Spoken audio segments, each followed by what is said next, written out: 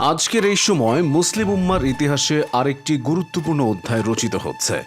একদিকে বসে আছে এক দানব যে আগ্রাসন, নিপীড়ন আর অন্যায়ের প্রতীক, আর অন্যদিকে উঠে দাঁড়িয়েছে এক সাহসী জাতি, এক দ্রোহী শক্তি, ইরান। ইরান শুধু একটি রাষ্ট্র নয়, এ এক প্রতিরোধের নাম, এ এক ব্যথিত মানুষের আর্তনাদে জেগে ওঠা বিজয়ী আত্মার নাম। জেরুজালেমের জন্য, গাজার জন্য, সিরিয়ার সন্তানের জন্য ইরান আজ কথা বলছে আগুনের ভাষায়। যারা ভেবেছিল মুসলিমরা চিরকাল নিঃস্ব, নিঃশব্দ, পরাজিত থাকবে, তাদের জন্য ইরান আজ এক জীবন্ত জবাব। আজকের এই ধ্বনিতে জেগে উঠুক গোটা উম্মা, কারণ এটি শুধু যুদ্ধ নয়, এটি ন্যায়ের জন্য জ্বলে ওঠা এক আত্মা, একটি ঐতিহাসিক দায়িত্ব। সম্প্রতি ইরান দাবি করেছে তারা তাবরিজ শহরের আকাশে ইসরায়েলের একটি F-35 স্টিলথ ফাইটার জেট ভূপাতিত করেছে। এই দাবিটি নিছকই প্রচারণা নয়, এটি ইরানের শক্তিশালী আকাশ প্রতিরক্ষা ব্যবস্থার বাস্তবতা। বাভার 373, সায়াদ, S-300 এসব দেশীয় ও আন্তর্জাতিক প্রযুক্তির সমন্বয়ে গড়া ইরানের ডিফেন্স সিস্টেম আজ সত্যিকারের এক আত্মনির্ভর যন্ত্র। যেখানে যুক্তরাষ্ট্র মধ্যপ্রাচ্যে রণতরী পাঠাচ্ছে, রিফুয়েলিং বিমান মোতায়েন করছে, সেখানে ইরান শান্ত কিন্তু প্রস্তুত। ইরান জানে সরাসরি যুদ্ধে জিততে শুধু মিসাইল নয়, কৌশলও লাগে, আর সেই কৌশল তাদের রপ্ত। ইসরায়েল যতবার ইরানের অভ্যন্তরে হামলার চেষ্টা করেছে, ততবারই তারা প্রতিরোধ পেয়েছে। শুধু তাই নয়, ইরান পাল্টা জবাবে দেখিয়েছে তাদের ড্রোন শক্তি ও ক্ষেপণাস্ত্র বাহিনীর ব্যাপক ক্ষমতা। 1500 মাইল রেঞ্জের ড্রোন, হাজার হাজার মিসাইল, এগুলো কল্পনা নয়, বাস্তব। ইসরায়েলকে আক্রমণ করতে সক্ষম এমন আত্মঘাতী ড্রোন উন্মোচন করেছে দেশটির রেভলিউশনারি গার্ড কর্পস IRGC, যার নাম শাহেদ 107। খবর তাসনিম নিউজের।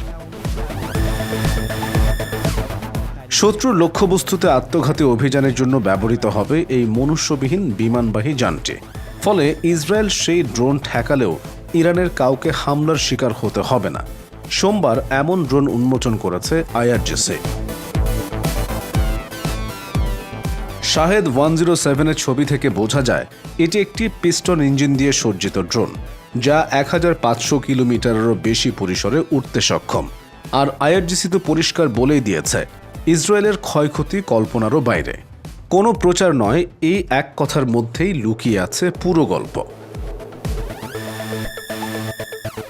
ইরানের সঙ্গে দীর্ঘমেয়াদী যুদ্ধের আশঙ্কায় ইসরায়েল খুবই উদ্বেগে রয়েছে বলে জানিয়েছে ওয়ালা নিউজের ইহুদিবাদী বিশ্লেষক ডেনিস স্ট্রানোভিচ। ইরানের রেডিও তেহরান এই খবর দিয়েছে।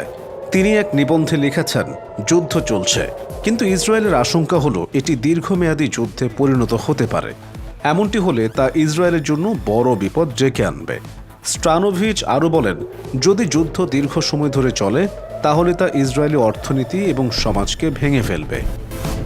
দখলদার ইসরায়েলের জায়নিস্ট সেন্টার ফর সিকিউরিটি রিসার্চের গবেষক এবং সামরিক গোয়েন্দা পরিষেবার ইরান বিষয়ক ডেস্কের সাবেক এই প্রধান বলেন, ইসরায়েলের এটা বুঝতে হবে যে ইরানের পরমাণু বা ক্ষেপণাস্ত্র কর্মসূচি সম্পূর্ণরূপে বন্ধ করার ক্ষমতা তাদের নেই এবং দ্রুত ইরানের সাথে তাদের যুদ্ধ শেষ করতে হবে। এই সংকটের মধ্যে চীনের ভূমিকা আবার নতুন মাত্রা এনেছে। ইসরায়েলে থাকা চীনা নাগরিকদের যত তাড়াতাড়ি সম্ভব দেশ ত্যাগ করার বার্তা দিয়েছে বেইজিং। একই সঙ্গে আলোচনার কেন্দ্রে এসেছে চীনের এক রহস্যময় কার্গো বিমানের তেহরানে অবতরণ। অস্ত্রভর্তি এ কার্গো বিমান এমনই আশঙ্কা। স্পষ্টতই বৈশ্বিক শক্তিগুলো জানায় ইরানকে আর অবহেলা করার সময় নেই।